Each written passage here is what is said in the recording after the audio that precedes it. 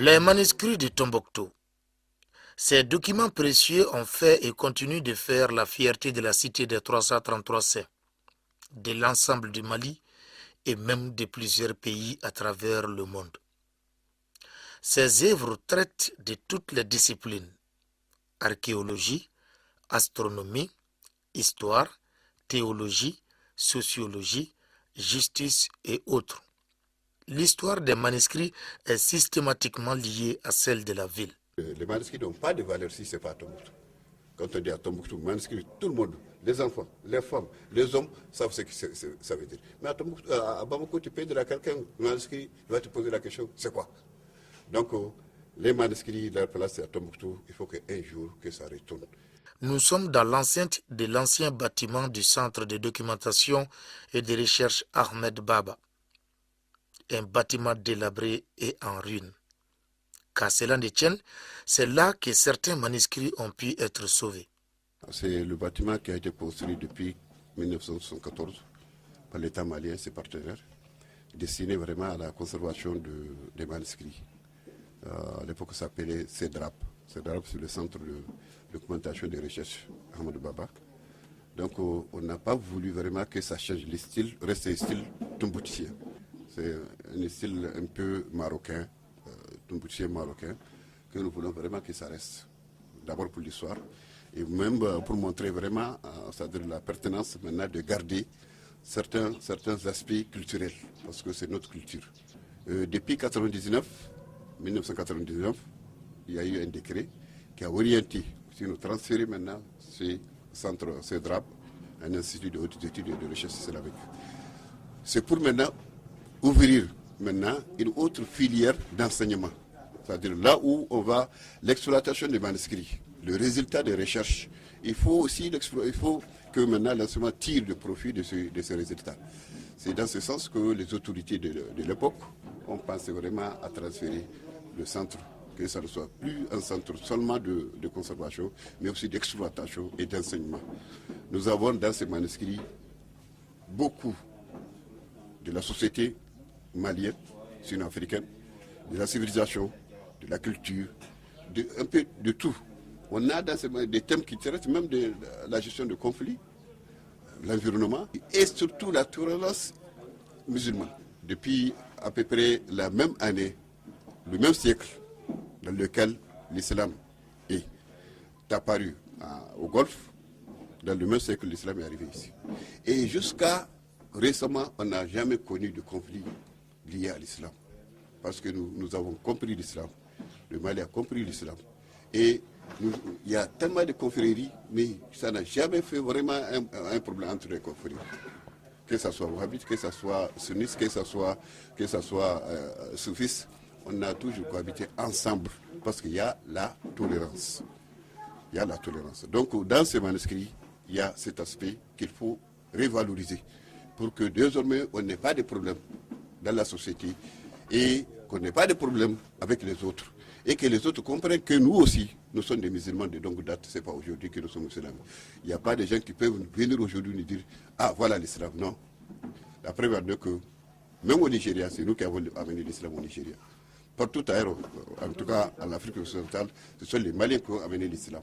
C'est à travers le Malien maintenant que beaucoup ont embarrassé l'islam. Donc c'était ça. Donc le bloc en réalité était destiné pour ça. Normalement, ça doit être pour la sous-région, ce n'est pas seulement pour le Mali, pour la sous-région, pour vraiment revivre maintenant l'université Sankore, que tout le monde connaît.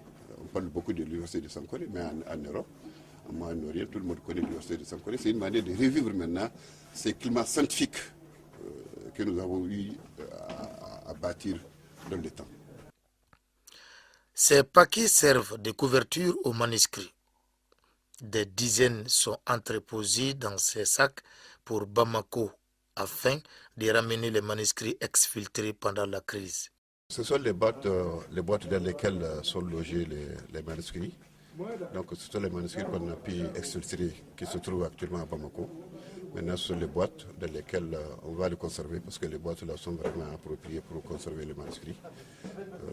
Ça donne ça va avec la température exigée pour que les manuscrits se portent bien. Donc on est là maintenant, c'est la première phase, c'était au moment de l'occupation par les groupes armés. En ce moment, on ne pouvait pas les faire sortir parce que ça attirait l'attention des islamistes. Donc on a fait sortir maintenant les manuscrits. Donc ça fait moins de poids pour les amener à Bamako. Maintenant, c'est la deuxième phase, c'est de ramener maintenant les boîtes pour que nous puissions, pour éviter maintenant une telle expérience à l'avenir.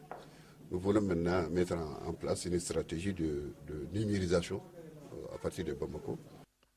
Après le passage des narcotrafiquants, c'est la désolation sans commentaire.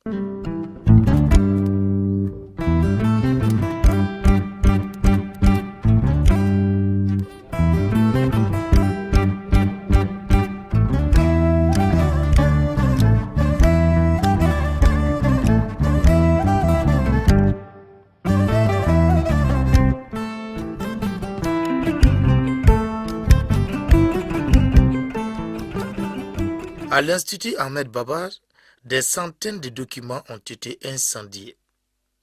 Tout est parti en fumée.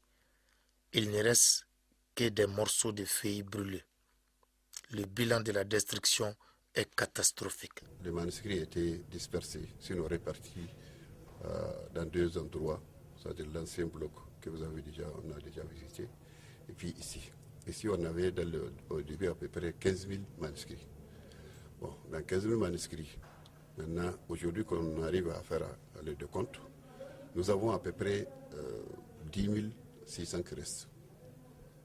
Dans 10 600, si on enlève de la totalité de ce que nous avions ici, il nous manque maintenant 4 203 manuscrits. Ça, c'est une précision et avec une certitude que je vous donne. Face à cette situation, la communauté internationale s'emploie à soutenir le Mali pour la reconstitution des manuscrits. Les responsables de l'établissement en sont conscients. En réalité, les manuscrits appartiennent à l'humanité. Ce n'est pas seulement une communauté ou bien un pays. Et dans ce sens, il faut que toute la communauté vraiment s'intéresse, vraiment s'implique pour la sauvegarde de ce qui reste. Et maintenant, essayer maintenant de restaurer, essayer maintenant d'avoir les manuscrits qu'on vient de perdre, si on peut avoir maintenant des copies avec d'autres pays, soit en Mauritanie, soit en Algérie, soit au Niger, soit au Nigeria. Parce que dans ces pays aussi, il y a, même à Paris, pourquoi pas, à Paris et en Espagne, on peut avoir des copies. Donc vraiment, il faut que la communauté internationale, surtout les instituts de recherche, nous aident beaucoup à vraiment reconstituer maintenant notre trésor, notre patrimoine culturel qu'on vient de perdre. Certes, des efforts sont en cours, mais les manuscrits ont pris un sacré coup, d'où cet appel des experts. Ici, c'est la salle de numérisation. Les rayons sont vides. Les ordinateurs et autres serveurs sont saccagés et emportés. C'est la salle de digitalisation des manuscrits anciens. Ça contenait les ordinateurs, puis les unités centrales, puis l'ensemble des serveurs pour stocker l'ensemble des données sur les manuscrits. Bon, maintenant vous voyez que c'est vide. Les occupants avaient emporté tout avec eux, surtout l'essentiel qui est le cerveau.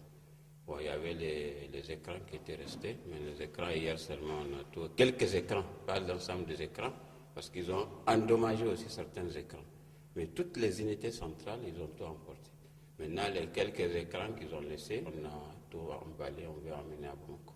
Ça peut nous servir là-bas. En plus de ce qui a été brûlé, ce qu'on a pu digitaliser aussi dans ces parties. Parce que ce qui contenait ça, l'essentiel dans lequel c'est déjà parti. Environ, il y avait une quarantaine d'ordinateurs ici. Ce bâtiment est apparemment bien entretenu.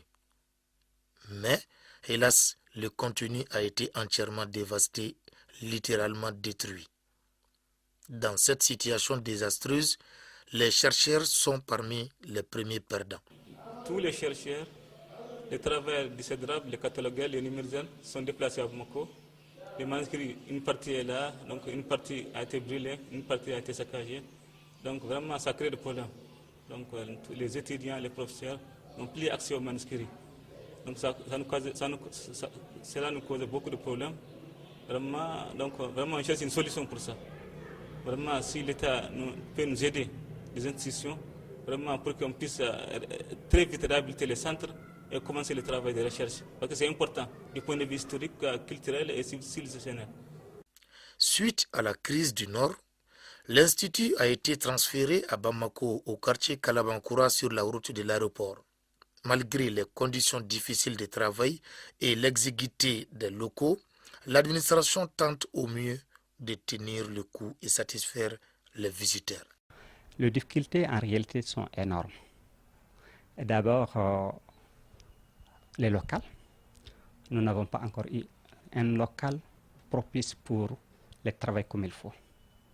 Et comme vous constatez, les manuscrits sont entassés d'abord dans les cantines. Et autre problème, ce n'est pas tous les personnels qui sont d'abord sur place.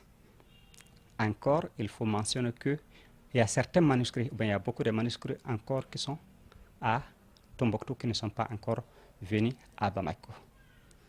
Donc, pour bien travailler, il faut obligatoirement un local propice. Parce que, vu ce qui s'est passé actuellement, il faut qu'on change peut-être la méthode de travail, essayer de numériser tous les manuscrits. Pourquoi je dis numériser tous les manuscrits? Auparavant, on sélectionnait les manuscrits que nous numérisons à cause des problèmes de stockage. Donc aujourd'hui, nous devons tout numériser. Mais le problème que nous avons aujourd'hui, il faut avoir d'abord des serveurs de grandes capacités pour stocker ces manuscrits numérisés. Vraiment, il faut que l'État s'implique davantage. Parce que nous sommes là aujourd'hui, nous voulons travailler pour cet institut, nous voulons le rayonnement de cet institut, mais les conditions ne sont pas du tout excellentes pour qu'on puisse exercer notre travail comme il faut. Nos partenaires aussi, nous souhaitons qu'ils nous appuient pour vraiment qu'on fasse quelque chose pour l'humanité, parce qu'en sauvant ce manuscrit, ou bien en travaillant ce manuscrit, ce n'est pas seulement pour le Mali, mais c'est pour l'humanité entière. La sauvegarde des manuscrits est un impératif eu égard à son importance sociologique.